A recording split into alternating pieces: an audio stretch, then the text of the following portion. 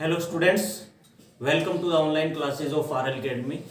Students, अपन पढ़ रहे थे 12th इंग्लिश लिटरेचर में नरेशन, और नरेशन जो कि अपन कंप्लीट कर चुके हैं। और इससे पहले जो टॉपिक अपन ने कंप्लीट किया था उसका नाम था लिटरेरी टर्म्स। तो इस तरह से अपन अब तक 2 टॉपिक्स है वो कंप्लीट कर चुके हैं, यानी 11 नंबर के का जो सिलेबस है उसको अपन यानी कि कंप्लीट कर चुका है, जिसमें से 6 मार्क्स का क्या था, लिटरेरी टर्म्स था, और 5 नंबर का क्या था, नरेशन था।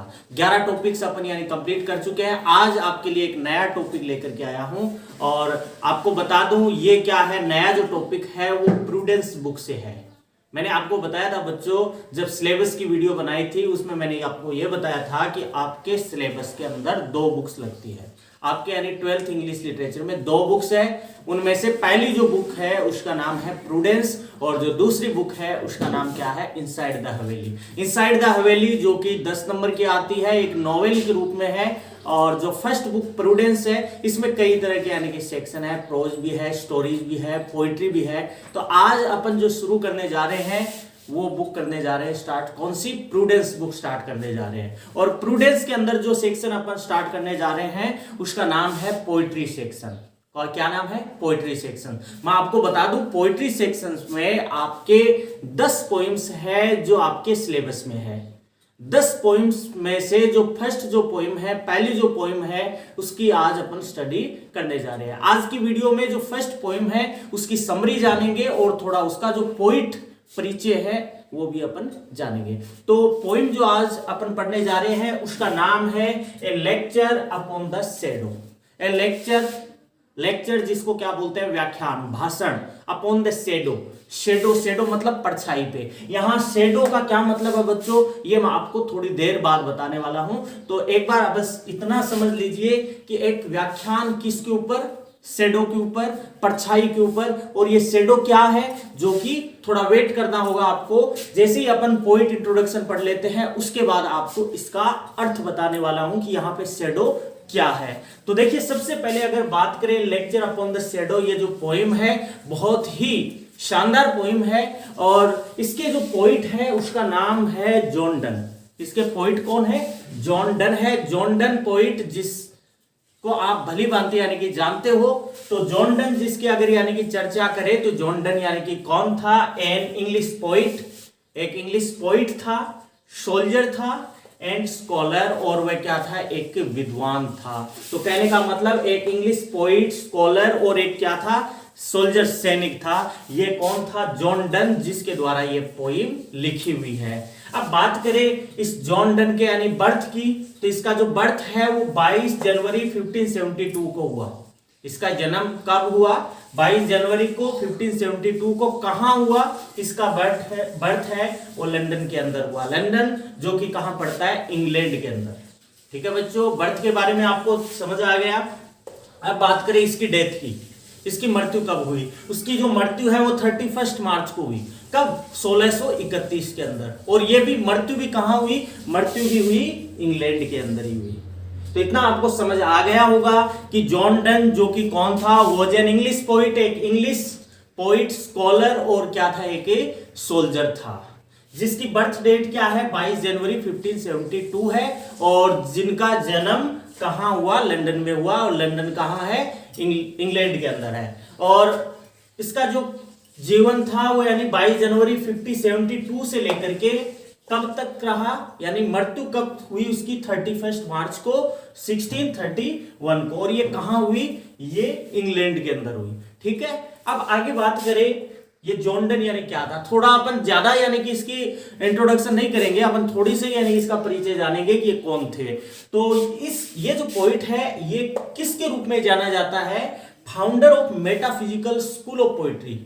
ये फाउंडर यानी कि जॉन डन है, इज नोन, वो जाना जाता है किसके रूप में जाना जाता है? Founder of metaphysical school of poetry. Founder क्या होता है बच्चों? संस्थापक। ये मेटाफिजिकल स्कूल ऑफ पोइट्री है, उसके संस्थापक के रूप में इसको जाना जाता है। तो मेटाफिजिकल वर्ड, ये जो मेटाफिजिकल है बच्चों, और ये मेटाफिजिकल मोमेंट से यानी कि रिलेट करता है। तो कहने का मतलब ये जो जॉन डन है, मेटाफिजिकल जो मोमेंट था उससे यानी कि ये क्या करता है? बिलोंग करता है। मेटाफिजिकल क्या होता है ये अपन यानी चर्चा कर चुके हैं। कब? जब अपन ने मेटाफिजिकल यानी पोइट्री लिटरेरी टर्म्स यानी कि पढ़ी थी उस समय। फिर भी मैं आपको थोड़ा सा बता देता हूं दोबारा, मेटाफिजिकल जो ये शब्द है बच्चों, ये दो वर्ड से मिलकर बना है, Meta plus physics. Meta plus physics. अब दोनों वर्ड्स की अगर अर्थ का अपन यानी कि ले कि दोनों का क्या अर्थ है, मेटा जिसका मतलब क्या होता है बियॉन्ड या आफ्टर, के परे, और फिजिक्स किसके लिए है, फिजिकल वर्ल्ड। मतलब एक साथ यानी कि अर्थ ले कि यानी कि beyond this physical world. Physical world मतलब ये जो भौतिक दुनिया है इसके परे। मतलब ये है कि जॉन डन वो पोइट था जिन्होंने ये जो भौतिक ये जो दुनिया है इसके परे उन्होंने क्या लिखी, अपनी यानी जो पोएम्स वगैरह थी वो यानी कि लिखी। इसलिए उसे क्या कहा गया, मेटाफिजिकल यानी कि पोइट भी यानी कि कहा गया। वैसे बच्चों अगर ये बात करें मेटाफिजिकल ये जो टर्म है सबसे पहले जो यूज किया था वो डॉक्टर सैमुअल जॉनसन ने किया था, जो कि मैं आपको पहले पढ़ा चुका हूं किसके अंदर, लिटरेरी टर्म्स के अंदर। तो ये अपन ने जाना मेटाफिजिक्स, मेटा प्लस फिजिक्स दो वर्ड से मिलकर बना है। मेटा मतलब क्या होता है बियॉन्ड, और फिजिक्स का मतलब ये जो फिजिकल वर्ल्ड है, ये जो भौतिक दुनिया है। मतलब क्या है, इनका जो सब्जेक्ट रहा है जॉन डन का, जो उन्होंने रचनाएं लिखी है, रचनाएं की है, वो किस टॉपिक पे, किस सब्जेक्ट पे लिखी है, लव पे लिखी है, प्यार पे लिखी है, सेक्सुअलिटी पे लिखी है उसने, रिलीजन धर्म पे लिखी है, डेथ पे लिखी है। तो और साथ में अगर बात करें बच्चों, ये जो जॉन डन है ये एक ऐसा पोइट है कि इनकी पोइम्स को समझने के लिए रीडर्स है उसको क्या होना चाहिए, यानी कि एक बुद्धिमान रीडर होना चाहिए। मतलब क्या है, इंटेलेक्चुअल यानी विट का होना चाहिए, उसकी यानी बुद्धि है वो क्या होनी चाहिए, तेज होनी चाहिए।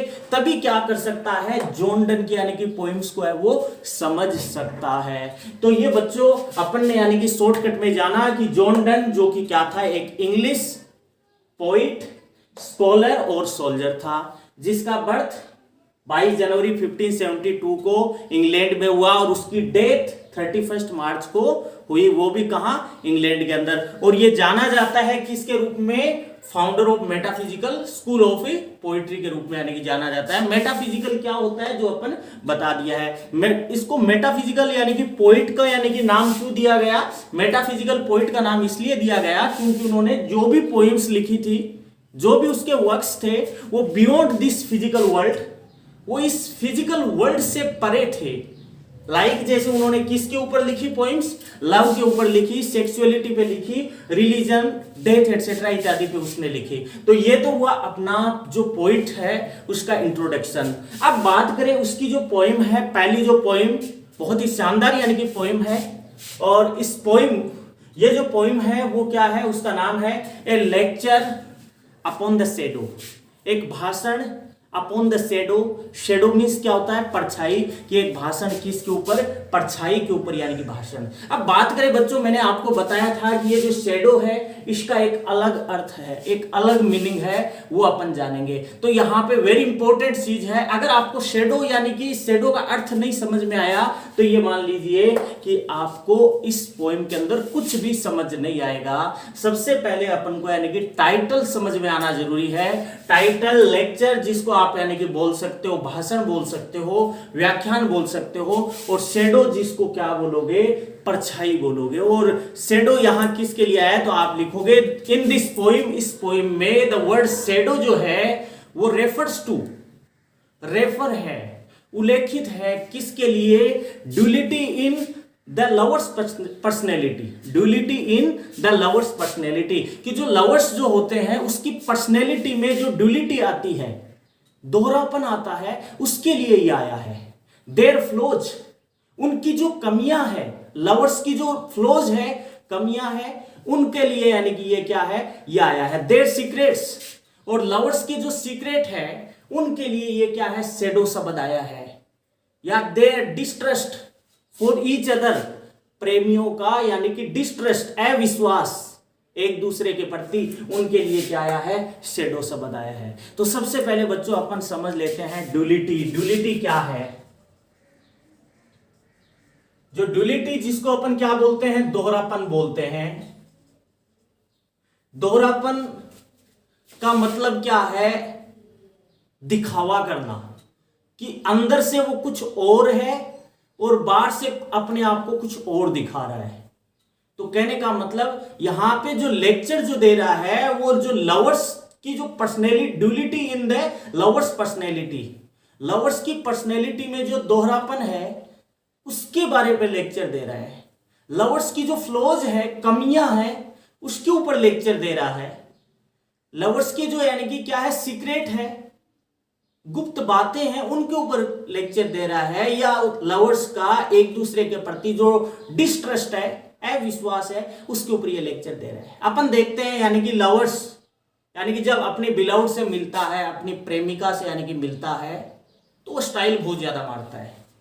या जो बिलाउड है वो अपने लवर से यानी कि मिलती है, वो भी बहुत ज्यादा यानी स्टाइल मारती है। हालांकि अंदर से वो कुछ और है, लेकिन बाहर से कुछ और नाटक कर रहा है, वो दिखावा है कुछ, मतलब उसकी पर्सनैलिटी में यानी कि क्या है, ड्यूलिटी है, दोहरापन है, उसके ऊपर यानी कि ये है। बहुत सारे यानी कि अपन देखते हैं कि लवर्स है, यानी कि लवर अपनी यानी कि बिलाउड के यानी कि पास जाता है, अपनी प्रेमिका के पास जाता है, एक अलग तरह की स्टाइल मार के जाता है, अलग तरह की यानी कि बाइक लेकर के या गाड़ी लेकर के जाता है, चाहे घर में उसके पास क्या नहीं हो, खाने के लिए यानी कि अनाज भी ना हो, और उनके सामने कहने का मतलब एक झूठा दिखावा करता है, झूठा दिखावा करता है कि मैं तो यानी कि लंच है वो 5 स्टार होटल में करता हूँ, 10 दिन यानी कि मैं तो आउट ऑफ यानी कि क्या करता हूँ, डिस्ट्रिक्ट रहता हूँ, स्टेट रहता हूँ। और जो दूसरी तरफ यानी जो बिलाउड होती है वो भी क्या है, फर्रे फेंकने में यानी कि कमियां नहीं छोड़ती है,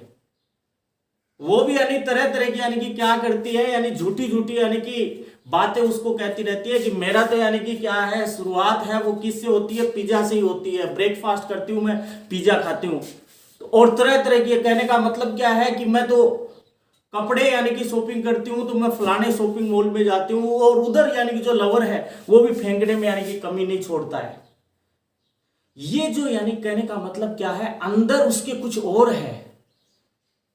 लवर्स के सामने यानी कि बिलाउड पिज्जा की बात करती है, लेकिन घर में क्या है, खाने के लिए क्या है, उसके पास अच्छा यानी कि खाना तक नहीं है, बाजरे की रोटी और गेहूं की यानी कि रोटी खाती है वो, लेकिन लवर के सामने दिखावा करती है कि मैं तो पिज्जा खाती हूं, मैं तो यानी कि क्या है, सैटरडे संडे को होटल के अंदर यानी कि खाना खा के आती है। और उधर यानी कि जो लवर है वो भी क्या है, तरह तरह की यानी कि मैं तो क्या है, ब्रांडेड वगैरह यानी कि ब्रांडेड को छोड़ के यानी कि कोई कपड़े पहनते ही नहीं हूं, मैं तो ब्रांडेड पहनता हूं। इस तरह की यानी जो बातें हैं, जो कि ये कब होती है, जब लवर और बिलाउड जब फर्स्ट टाइम मिलते हैं तो एक दूसरे की, कहने का मतलब फेंकने का काम करते हैं।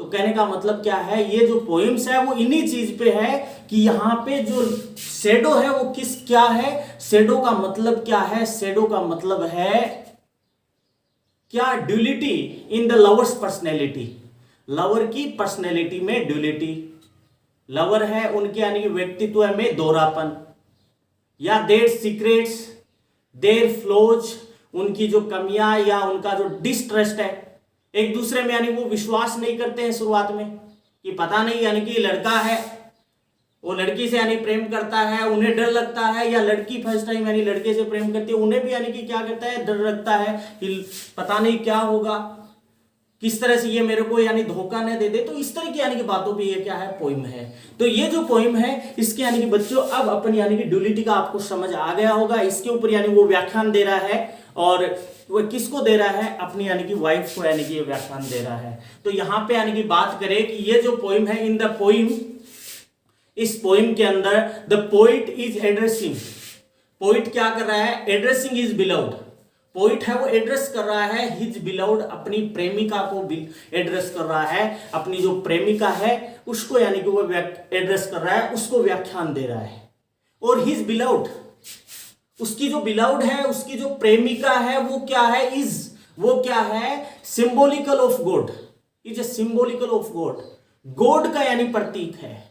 यहां उसकी जो वाइफ या उसकी जो बिलाउड है वो क्या है, is a symbolical of beloved, यानी कि गॉड, वो किसका प्रतीक है, यानी कि गॉड का यानी प्रतीक है। और वह क्या करता है, ही इज नरेटिंग, वह नरेट कर रहा है, वह किसको नरेट कर रहा है, his love story, poet John Donne है वो अपनी लव स्टोरी को यानी नरेट कर रहा है इन दिस पोइम, इस पोइम के अंदर। और वह क्या विश कर रहा है क्या हमें संदेश देना चाह रहा है, वो क्या चाहता है अपनी यानी कि बिलाउड से John Donne. The poet wishes that, poet क्या विश करता है इसके अंदर, इस पोइम के अंदर वो क्या चाहता है अपनी बिलाउड से। The poet wishes that, poet wish करता है कि हिज जो बिलाउड है, उसकी जो प्रेमिका है वो क्या करे, शुड लव हिम सिंसियरली, उसने उनसे प्रेम करना चाहिए सिंसियरली, वफादारी से यानी कि प्रेम करना चाहिए, दिखावटी प्रेम नहीं होना चाहिए। क्या बात लिखोगे आप समरी के अंदर या थीम आ जाए तो पोइट विशेस दैट या पोइट वांट्स दैट, पोइट यानी कि वांट चाहता है कि क्या चाहता है कि हिज बिलोव्ड, उसकी जो प्रेमिका है जो कि क्या है, जो सिंबॉलिकल ऑफ गॉड, गॉड का यानी प्रतीक है, वो शुड लव हिम, उन्हें प्रेम करे। कैसे प्रेम करे, यानी कि सिंसियरली, वफादारी से प्रेम करे, उसके साथ यानी कि विश्वासघात यानी कि न कर जाए। और वह चाहता है कि his love for the, her love, उनका जो प्रेम है फॉर द पोइट, पोइट के लिए, शुड नॉट बी फॉल्स, वो क्या ना हो, शुड नॉट बी यानी कि फॉल्स यानी कि नकली ना हो, झूठा ना हो, दिखावटी ना हो। वो क्या चाहता है, वो यही चाहता है कि उसकी जो प्रेमिका है, उसका जो प्रेम है वो क्या ना हो, शुड नॉट फॉल्स यानी कि वह फॉल्स नहीं होना चाहिए, नकली यानी कि नहीं होना चाहिए, ऐसा यानी वह चाहता है। वह चाहता है कि उसकी यानी जो प्रेमिका है, हर लव है शुड बी लाइवली, उसका जो प्रेम है वो कैसा होना चाहिए, लाइवली होना चाहिए, सजीव होना चाहिए, जीवंत होना चाहिए। और वह क्या चाहता है, और नॉट गो टुवर्ड्स वेस्ट, और वह क्या चाहता है, नॉट गो टुवर्ड्स वेस्ट, और वह वेस्ट की तरफ यानी कि नहीं जाने वाला होना चाहिए, एज द सन, सूर्य की तरह।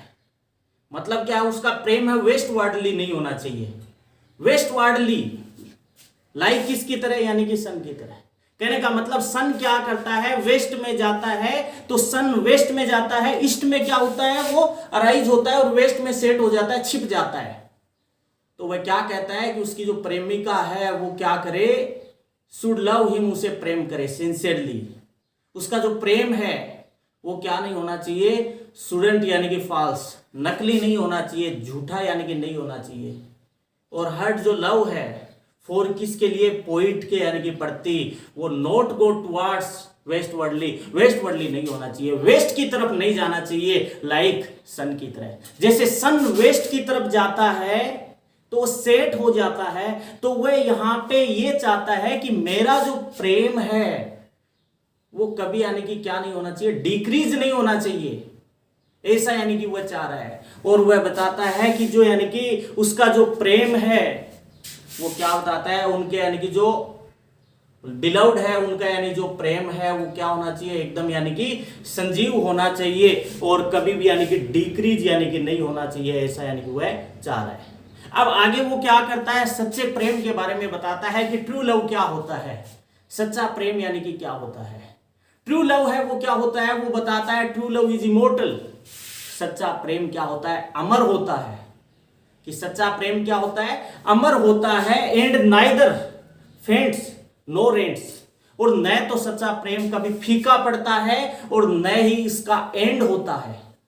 ट्रू लव की क्या विशेषता बताता है जॉन डन, जॉन डन यानी कि बताता है कि उसका यानी कि जो सच्चा प्रेम है वो क्या नहीं होता है, नाइदर फेंट्स, न तो फेंट पड़ता है, फीका पड़ता है कभी, नोर एंड्स, कभी भी यानी कि क्या होता है, एंड होता है। और वह क्या कहता है, ट्रू लव जो होता है वो बियॉन्ड द टाइम, किसके परे होता है, टाइम के परे होता है, लोकेशन के परे होता है, एंड सर्कमस्टांसेज, परिस्थितियों के परे होता है।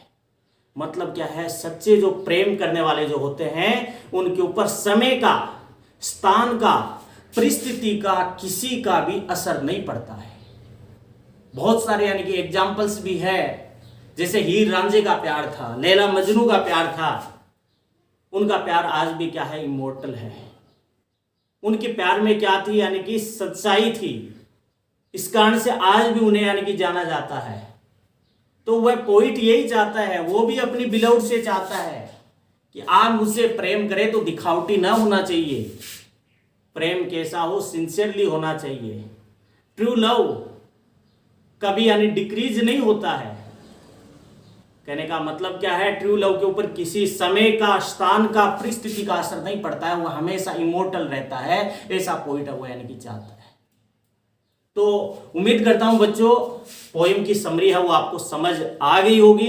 एक बार अपन यानी कि शॉर्टकट में यानी कि क्या कर लेते हैं, दोबारा इसका यानी रिवीजन ले लेते हैं कि जॉन डन द्वारा लिखित ये जो पोएम है लेक्चर अपॉन द शैडो, जिसके अंदर वो क्या कर रहा है, एड्रेसिंग कर रहा है, किसको एड्रेस कर रहा है, हिज बिलव्ड, अपनी प्रेमिका को यानी वो एड्रेस करते हुए ये लेक्चर दे रहा है। उसकी बिलव्ड जो कि क्या है, सिंबॉलिकल ऑफ गॉड, गॉड का यानी कि प्रतीक है। और वह क्या कर रहा है इसके अंदर, इन दिस पोइम पोइट है वो क्या कर रहा है, इज नेरेटिंग, नेरेट कर रहा है हिज लव स्टोरी, अपनी प्यार की कहानी को यानी नेरेट कर रहा है। Poet wishes that, poet wish करता है कि उसके यानी कि जो बिलव्ड है वो क्या करे, यानी शुड लव हिम, उसे प्रेम करना चाहिए सिंसियरली। उसका जो प्रेम है वो कैसा नहीं होना चाहिए, यानी कि शुड नॉट फॉल्स, यानी फॉल्स नहीं होना चाहिए, नकली नहीं होना चाहिए। उसका प्रेम है नॉट गो टुवर्ड्स, किसकी तरफ नहीं जाना चाहिए, वेस्ट की तरफ नहीं जाना चाहिए, लाइक किसकी तरह, सन की तरह। जिस तरह से कहने का मतलब वो यहाँ पे नोट को यानी कि टुवर्ड्स वेस्ट, वेस्ट की तरफ न जाना मतलब क्या है, वो नहीं चाहता है कि उसका प्रेम क्या हो, डिक्रीज हो। उसके बाद सच्चे प्रेम की व्याख्या देता है वो कि सच्चे प्यार की, सच्चा प्यार क्या होता है, कि ट्रू लव है वो क्या होता है, अपन कह सकते हैं true love is not love. अपन ये कह सकते हैं लव इज नॉट लव मतलब बदल जाने वाला प्यार सच्चा प्यार नहीं होता है। शेक्सपियर की लाइन है ये, क्या लाइन है कि लव इज नॉट लव, बदल जाने वाला प्यार क्या नहीं होता है, सच्चा प्यार नहीं होता है। सच्चा प्यार तो क्या होता है, इमोर्टल होता है, अमर होता है, लाइक लैला मजनू की तरह, लाइक हीर रांझे की तरह। और ये बियॉन्ड, किसके परे होता है ये सच्चा जो प्यार है, मतलब क्या है, इसके ऊपर किसका प्रभाव नहीं पड़ता है, टाइम का, पैलेस का, सर्कमस्टांसेस का, कोई भी परिस्थिति आ जाए, लेकिन सच्चे जो प्रेमी है उनके यानी कि प्यार में कभी यानी कि कमियां नहीं आएगी।